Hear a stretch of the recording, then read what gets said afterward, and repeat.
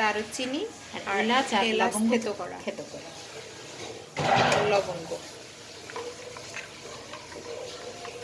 এর মধ্যে আমি পেঁয়াজ ফালি করা আর রসুন দিয়ে দেবো।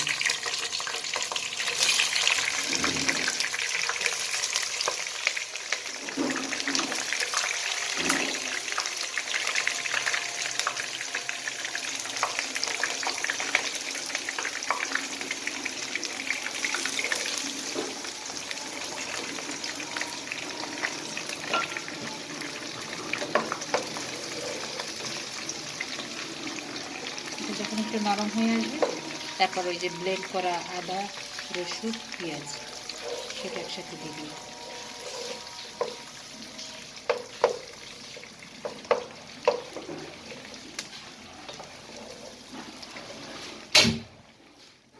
কিছুটা লবণ দিয়ে দিই, তাহলে হয়ে যাবে,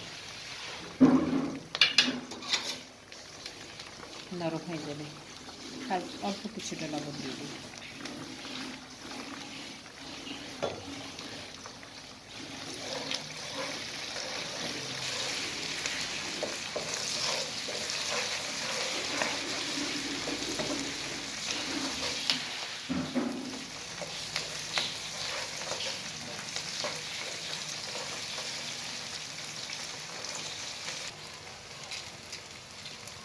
আদা রসুন পেঁয়াজের পেস্ট দিয়ে দিই একসাথে ব্লেন্ড করা, একটু বেশি পরিমাণে, কারণ দুটো হাঁস রান্না করা হবে আজকে। মশলাটা কষাতে হবে ভালো করে, যেন স্বাদ দ্বিগুণ করে মশলা কষানোর উপর।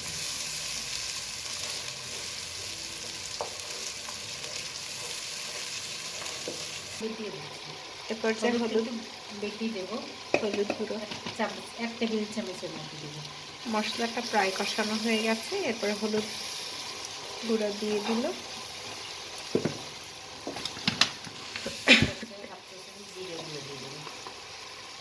জিরের গুঁড়ো,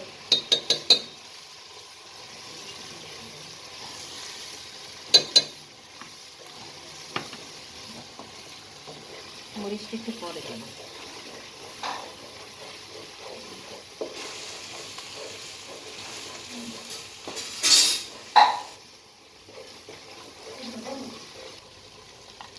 মরিচের পেস্ট ডিপে ছিল যেহেতু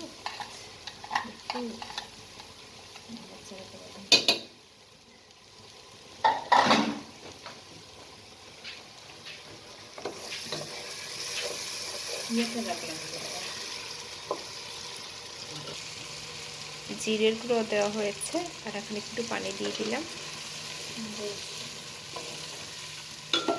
এটা একটা স্পেশাল মশলা, আমাদের সব ধনে জিরা এলাচ রং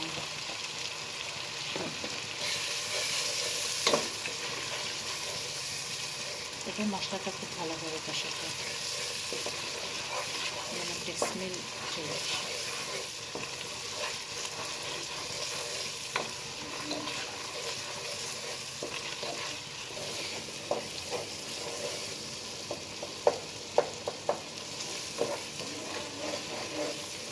মাংসটা দিয়ে দিলে হবে, তবে তেলটা ছেড়ে আসছে মশলা থেকে।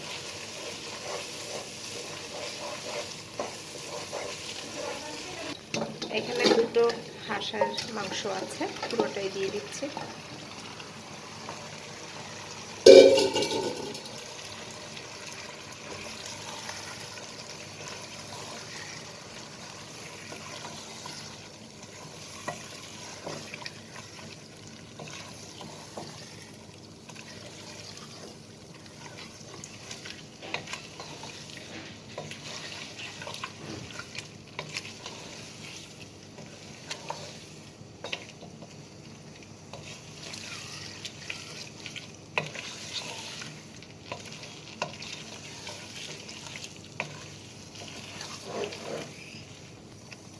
মশলাটা মাংসের সাথে ভালো করে মিক্স করে দেয়া হলো।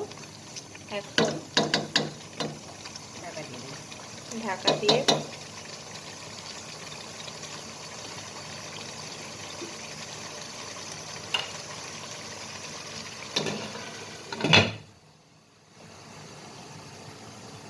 ঢাকনা দিয়ে দিলাম। মাংসটা কষানোর পরে গরম পানি দিতে হবে।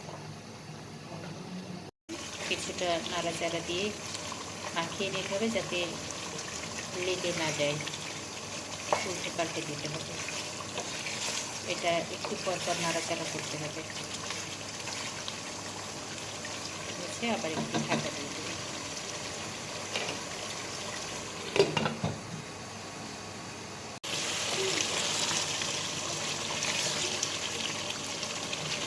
মাংসের স্বাদ বাড়ে কষানোর উপরে, আর কোনোভাবেই যেন নিচে না লেগে যায় সেটা খেয়াল রাখতে হবে। একটু ধৈর্য সহকারে রান্না করলে, ভালোবাসা দিয়ে রান্না করলে তার টেস্ট শতগুণে বেড়ে যাবে ইনশাআল্লাহ।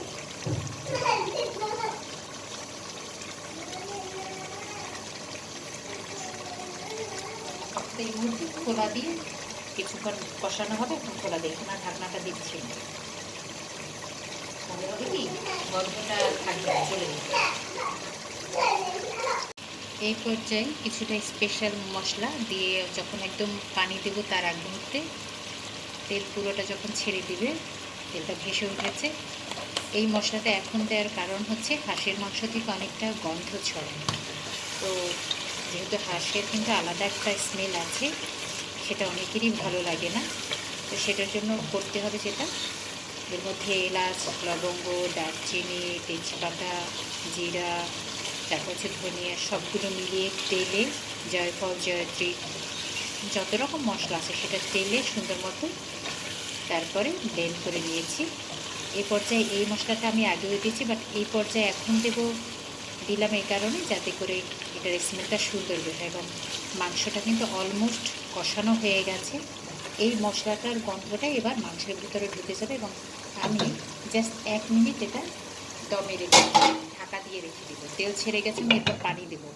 জাস্ট 1 মিনিট ঘড়ি ধরা এটা বন্ধ করে তারপর আমি পানি দেবো, নেড়ে চেড়ে।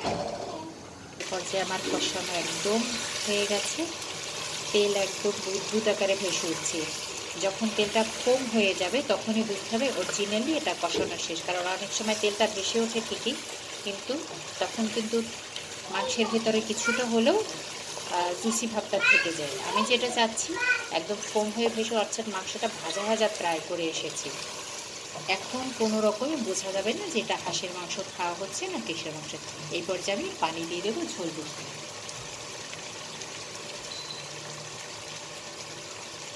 দিয়ে নিলে স্বাদ বহুগুণ বেড়ে যায়, বিসমিল্লাহ। তবে এই যে কষানোর পরে পানি দেবো, খুব বেশি পানি দেবো না, এটা হচ্ছে আমি সেদ্ধ করার জন্য পানি দেব।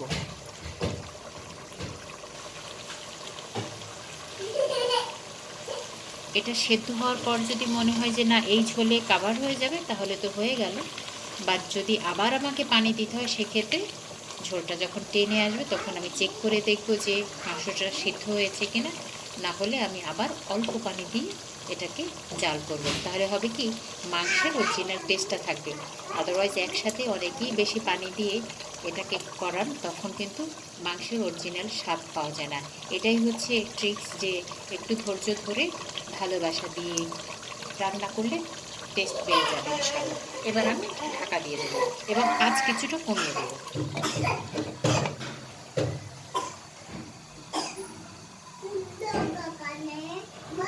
তবে একটু পরপর নাড়া দিতে হবে যাতে নিচে লেগে না যায়, লেগে গেলে কিন্তু স্বাদটা নষ্ট হয়ে যাবে। আমি প্রথমবার যে পানিটা দিয়েছিলাম সেটা অলমোস্ট শুকিয়ে যাচ্ছে। আমরা এইরকম অথবা এর চেয়ে কিছুটা কম ঝোল রাখবো। বাট এই মুহূর্তে যেটা করতে হবে, এক পিস মাংস তুলে, এমন এক পিস মাংস তুলতে হবে যে পিস চেক করলে বোঝা যাবে অন্যান্য সকল অংশই সেদ্ধ হয়ে গেছে। সেই চেক করার পালা হচ্ছে এখন। যদি সেদ্ধ না হয় সেক্ষেত্রে পরবর্তী কোন স্টেপে যাব সেটা নিশ্চয়ই আমি দেখিয়ে দেবো ইনশাল্লাহ।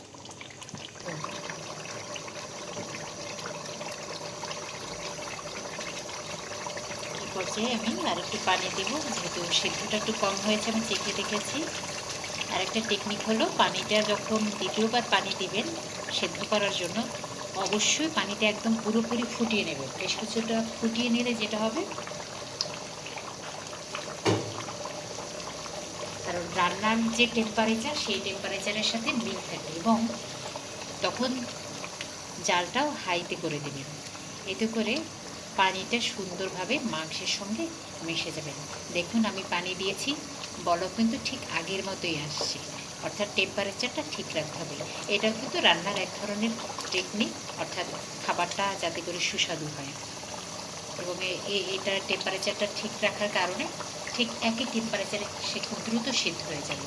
এই মুহূর্তে আমি জালটা কিছুটা কমিয়ে ঢাকাটা দিয়ে দেব। জালটা আমি মিডিয়াম করে দিচ্ছি।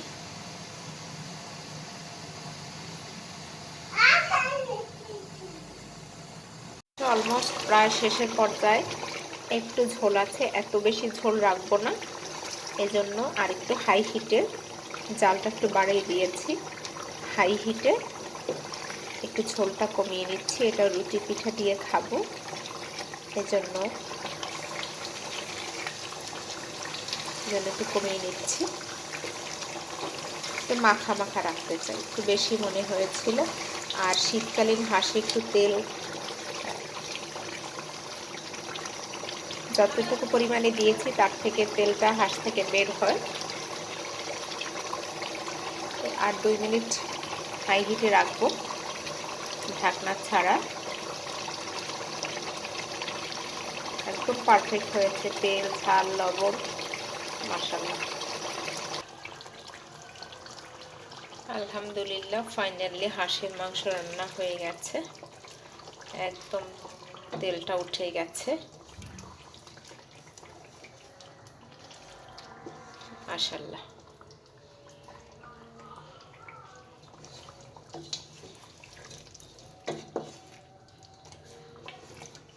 একদম গ্রেভিটা সেই রকম হয়েছে, হোটেল রেস্তোরাঁয় যেরকম দেখেই খেতে একদম সেরকম পারফেক্ট রান্না হয়েছে, আলহামদুলিল্লাহ।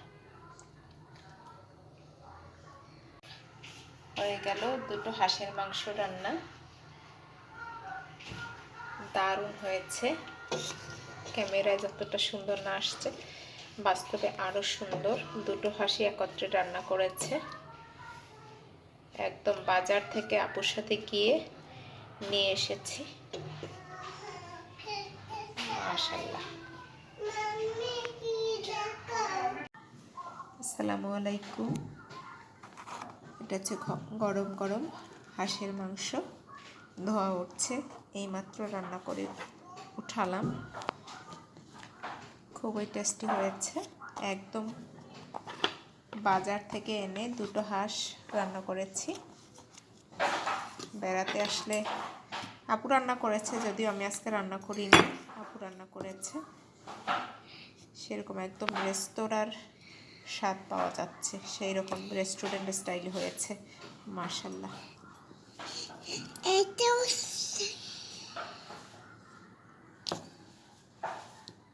গরম গরম রুটি সাথে হাঁসের মাংস,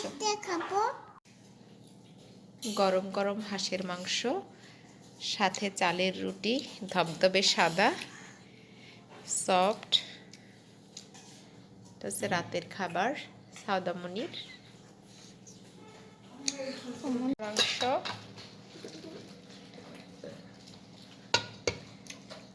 যে সুন্দর গ্রেভি, মাশাআল্লাহ।